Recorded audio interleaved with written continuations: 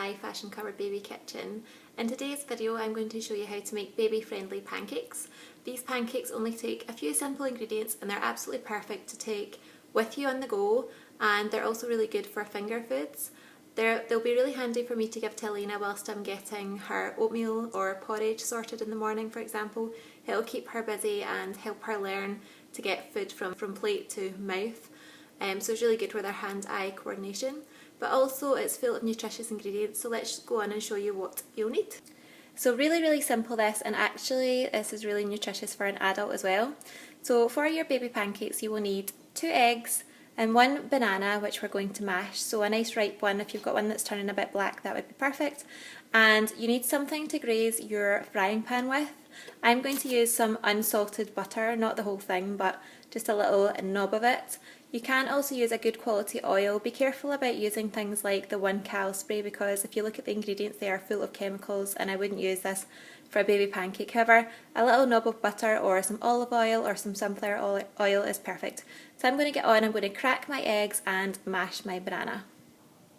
So I've cracked my 2 eggs and broken up my banana into the bowl, and I'm going to use this hand mixer to get it nice and really creamy. You can absolutely just use a fork or even a masher, but I find this nice and quick and easy. Just before I do that, I'm going to also add one other ingredient which is entirely optional. I'm going to add a dash of cinnamon. I think it's quite a nice idea to broaden your baby's taste buds, so I'm going to give her a dash of cinnamon, and I think it's good to do that earlier. The earlier you give your babies things like herbs and spices, the more likely they are to like them as they're a toddler, and the less likely you are to have a fussy toddler. I'm just going to whiz this up and we'll have the pancake mix in no time. So I've whizzed up my banana, egg and cinnamon mixture, and as you can see, using the hand blender gives it a really nice frothy texture, and all of that extra air will help your pancakes be nice and fluffy. So now's the time to turn on your stove, get a little bit of butter or olive oil into your pan and start making pancakes. So my butter is just melting a little in my pan, and once it's all melted we'll be ready to get the pancakes on the go. Butter is now fully melted and covering the whole of the bottom of the pan. So I'm ready to come to my mixture, and using a spoon I'm just going to go with a soup spoon. That'll give me the kind of size of pancakes that I'm looking for. I'm going to put a heaped spoonful into my pan.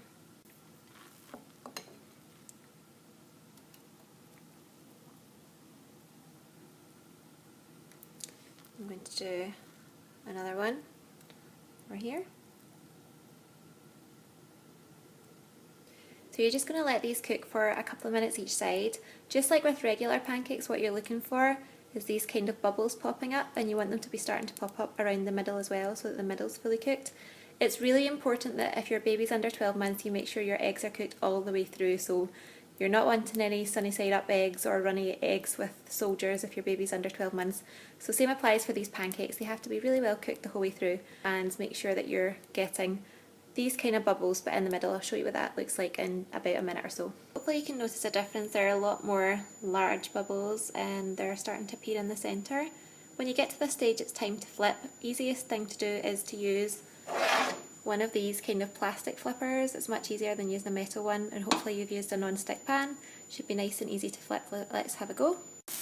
There we go. There's one.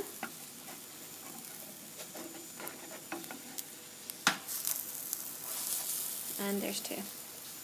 I'm just going to give my pan a shake to make sure that butter remains evenly distributed, and then I'm going to let that cook for about another 2 minutes on the other side.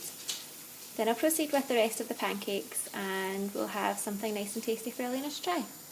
So I cooked my pancakes for 2 minutes on the other side, and as you can see they're nice and golden now on both sides and well cooked. And what I've done is I laid out a plate with some kitchen roll on it, or you can use some napkins or something similar, just to help soak up any of the excess butter. And you should do that as well if you're using oil. If you have a really good non-stick pan and you don't need to use any oil or butter, then you probably won't need to do this. It's just to soak up any excess oil so that it's not left in her pancakes. And I've now got my second batch on cooking. I've got 4 in the one pan this time. Now that I've got less butter, they should turn out a little less greasy looking, and we'll see how these ones turn out. I'll come back and show you in a minute, but you can start to see the bubbles coming up on these already.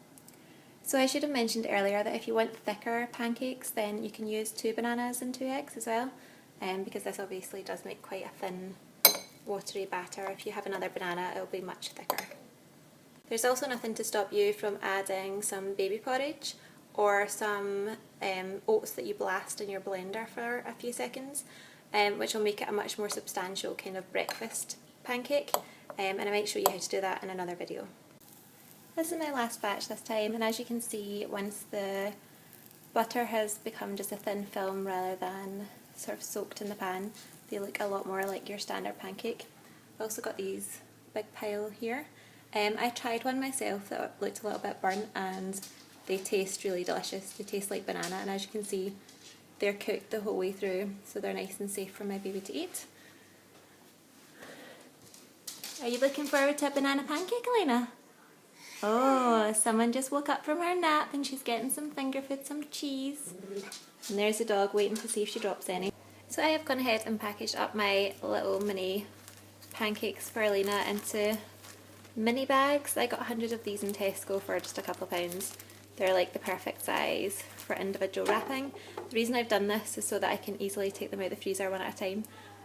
Otherwise you could do it individually, wrap them in cling film, and just be really, really careful when you take the cling film off that there's none left. And then I'm going to put them all in this bigger Ziploc baggie so that I can find them all in the freezer. When she's a little bit older and she can chew a little better with her gums, we'll be able to just give her this hole and she can sit and chew it, hopefully, and enjoy it. It'll be particularly handy when we're out and about. What I've done so far is taken off the kind of harder ends and just given her the middle, which is softer, and let her chew on that. She's getting to the stage where she's starting to be able to work out how to chew with her gums, so it won't be long till she'll be able to take one of these in her hands and devour it. So I hope you enjoyed this video, and please stay tuned for future recipes. The next one coming up will be a turkey meat sauce for baby's first bolognese, so don't miss that, and I'll see you in the next video. Bye! Pardon you!